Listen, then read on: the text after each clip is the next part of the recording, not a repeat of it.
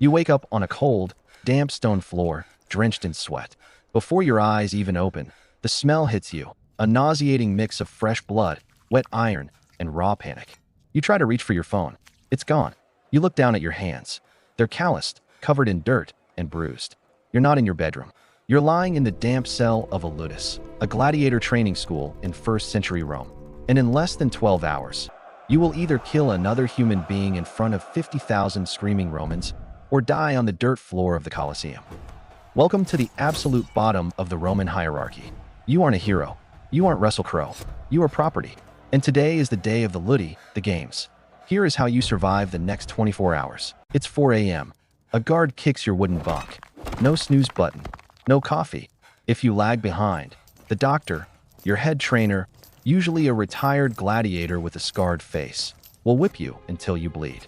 You're marched into a dim communal hall with dozens of other men. Slaves, prisoners of war, criminals, and desperate free men who sold their freedom to pay off debts. Breakfast is served, but forget high-protein steak and eggs. Your bowl is filled with a thick, slimy porridge made of boiled barley and beans. And on top, a heavy sprinkle of bone ash or plant ash. Gross? Absolutely, but scientifically genius. Gladiators were nicknamed hordearii, or barley men. Roman doctors realized that a high-carb, vegetarian diet built a thick layer of subcutaneous body fat.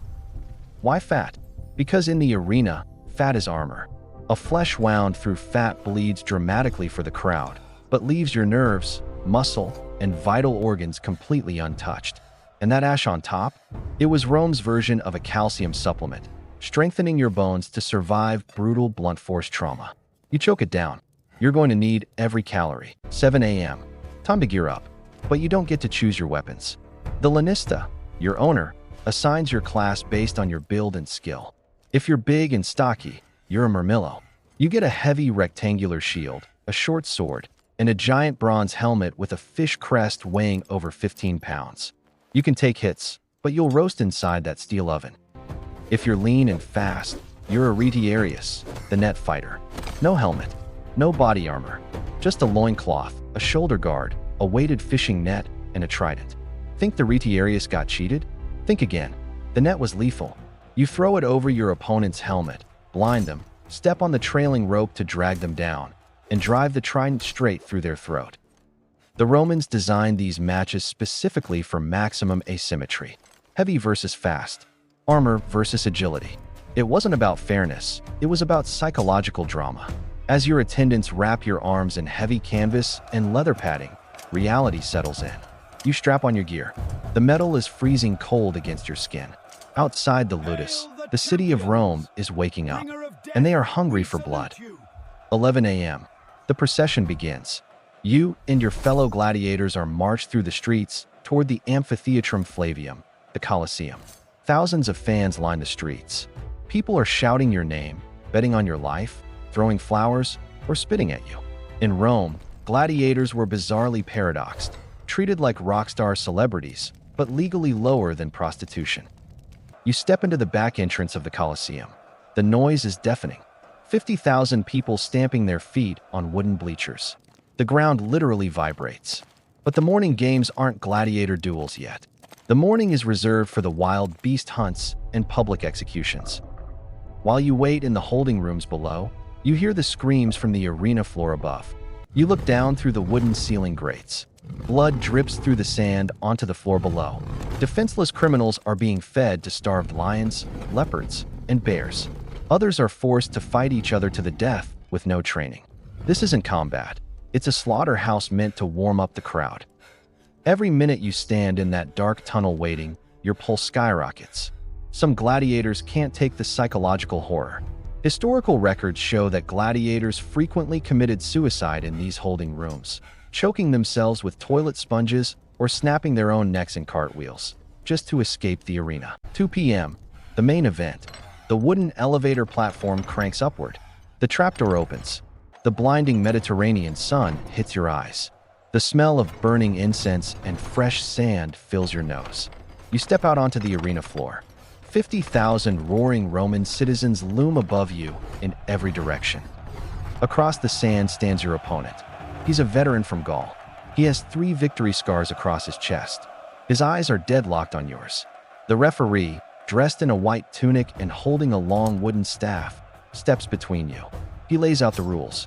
Yes, gladiators had strict rules. No low blows, no hitting a fallen opponent unless allowed. The horn sounds. You move. Within seconds, the world shrinks to the size of your visor. Your heavy helmet restricts your vision to 2 tiny pinholes. You hear your own heavy breathing. He strikes first. His blade slams into your shield. The force shudders up your bone. You counter thrust. He dodges. The sand under your sandals is loose and slick. One wrong step, one ankle roll, and you're dead. He grazes your shoulder. Blood gushes over your arm. The crowd goes wild. They don't want a fast execution. They want drama. They want virtus, courage under the threat of death. Adrenaline surges. You fake a high strike, drop low, and drive the boss of your heavy shield straight into his face mask.